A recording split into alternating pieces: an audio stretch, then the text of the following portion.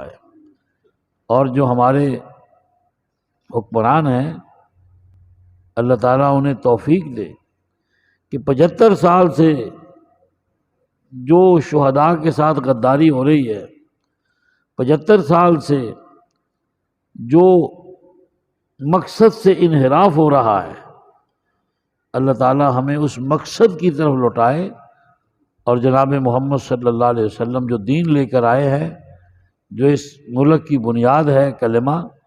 اس کے مطابق اللہ دین کا نفاذ اس ملک میں فرمائے۔ آپ دیکھیں گے جب یہاں حضور کا نظام آئے گا تو لوگ خوشحال بھی ہوں گے، پرامن بھی ہوں گے، بھائی چارہ بھی ہوگا، عدل و انصاف بھی ہوگا، اطمینان قلب بھی ہوگا، مساجد کی آبادی ہوگی، لوگوں کی پریشانیاں نہیں ہوں گی، روزگار میں اضافہ ہوگا۔ جیسے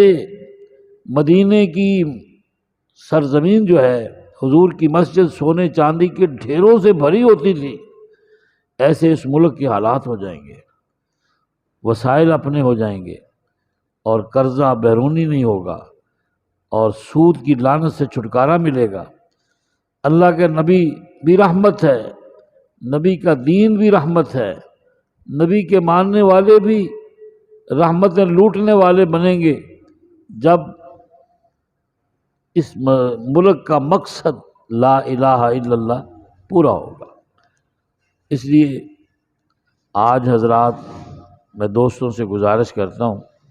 سارا دن اگر ان کے لیے شہداء کے لیے کچھ نہیں کیا تو آج سونے سے پہلے قرآن کریم کا ایک رکوع، قرآن کریم کا ایک پارہ، قرآن کریم کی کوئی سورت، کوئی 2 نفل، کوئی 1 آدھ تسبیح،